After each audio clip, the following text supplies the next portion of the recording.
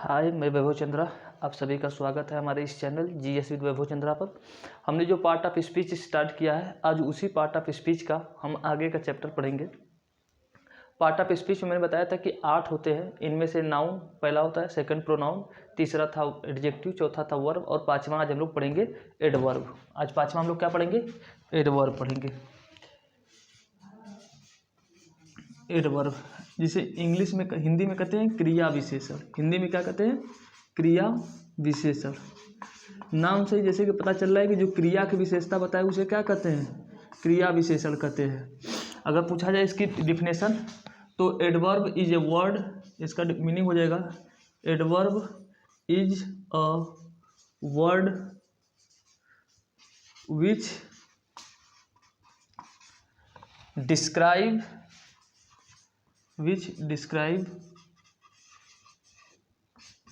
the qualification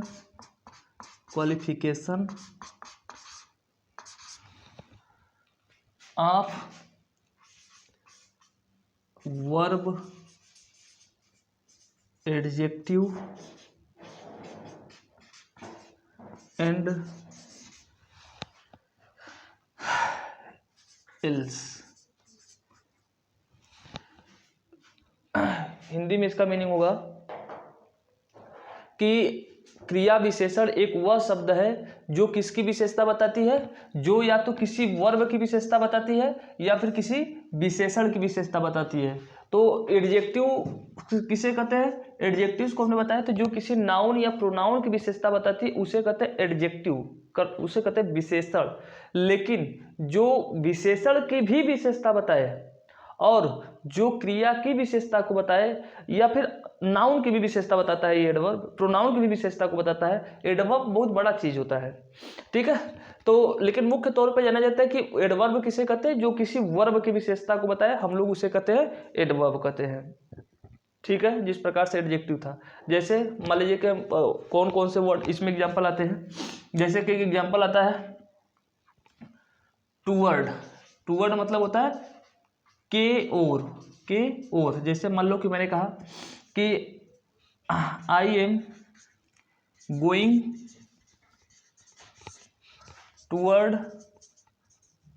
toward market. इसका मतलब हुआ कि मैं बाजार की ओर जा रहा हूं। मेरा काम कैसा हो रहा है भाई? बाजार की ओर हो रहा है। किधर हो रहा है? बाजार का मतलब हमारे कार्य को बता रहा है ना कि हमारे कार्य की दिशा किधर है, तो बाजार की ओर है। तो कार्य की विशेषता बता रहा है, इसलिए ये क्या हो जाएगा? ये हो जाएगा एडवर्ब। जो कार्य की विशेषता बताए ये क्या हो जाएगा? एडवर्ब हो जाएगा। जैसे और एग्जांपल अगर ले तो tiger is running very fast. Tiger is running very fast. Tiger बहुत तेज दौड़ता है। टाइगर कैसे दौड़ता है भाई?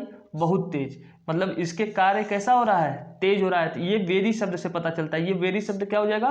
ये हो जाएगा एडवर्ब। क्या हो जाएगा? एडवर्ब। तो मैंने बताया, और मैं एग्जांपल लेता हूं अभी।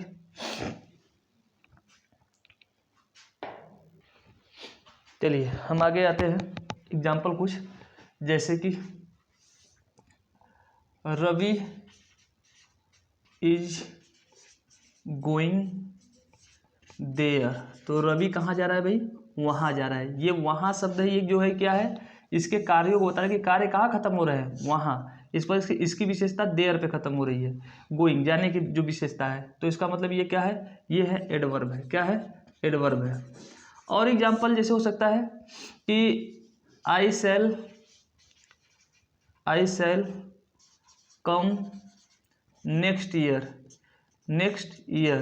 तो यानी कि ये टाइम बता रहा है कि मैं कब आऊँगा? नेक्स्ट ईयर, अगले वर्ष आऊँगा। काम मेरा कब होगा? अगले वर्ष। काम का समय बताया जा रहा है इस शब्द से। इसका मतलब ये क्या है? एडवर्ब। जिसे काम का ड्यूरेशन पता चले, ये क्या है? एडवर्ब है। और जैसे मान लीजिए कि कहा गया कि the cat is sitting indoor बिल्ली कहाँ बैठी है, दरवाजे के अंदर बैठी है। तो इसका मतलब ये क्या है, बिल्ली कहाँ बैठी है, इनडोर। इसका मतलब ये क्या है, इसका मतलब हुआ कि ये एडवर्ब है। इनडोर शब्द जो है ये क्या है, एडवर्ब है, क्योंकि वर्ब की विशेषता बता रहा है कि वर्ब कहाँ हो रहा है, दरवाजे के अंदर हो रहा है। जैसे मान लीजिए कि और एग्जाम्पल हुआ, हो सकता है कि सीता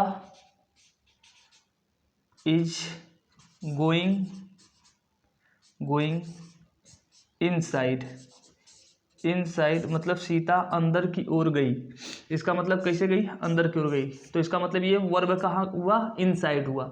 तो अप डाउन बैक, फ्रंट, ये सब जितने भी होते हैं, जैसे बैक, फ्रंट, अप डाउन, इसे जितने भी वर्ड होते हैं जो क्रिया के कार्यों को बता, मतलब क्रिया की विशेषता बताते हैं, कहाँ हो रहा है, कब हो रहा है, उसका समय बताए कि ये कार्य कब हो रहा है, कहाँ हो रहे हैं, कैसे हो रहे हैं, इन सब चीज़ों के बारे में बताए कि कार्य कहाँ हो रहे हैं, कैसे हो रहे हैं, कब हो रहे हैं। इन सब शब्दों को क्या कहा जाता है, जो बताते हैं कार्य की विशेषताएं, उनको कहा जाता है एडवर्ब। तो एडवर्ब की ये मैंने कुछ एग्जाम्पल बताया, जैसे बिहाइंड होता है, ये सब कुछ ऐसे शब्द हैं जो कि एडवर्ब कहलाते हैं। तो पार्ट ऑफ स्पीच में आज एडवर्ब खत्म हो जाएगा और कल हम स्टार्ट करेंगे प्रीपोजिशन, फिर कंजक्शन, फिर इंटरजेक्शन। 3 क्लासेज और बचेंगे पार्ट ऑफ स्पीच में। फिर उसके बाद हम लोग डायरेक्ट आ जाएंगे ट्रांसलेशन पर। फिर ट्रांसलेशन कंप्लीट करने के बाद फिर डिटेल में बहुत सी बातों को समझाया जाएगा। तो बस करते हैं आज इतना ही। धन्यवाद और गुड नाइट। वीडियो को शेयर और सब्सक्राइब करते चलिए।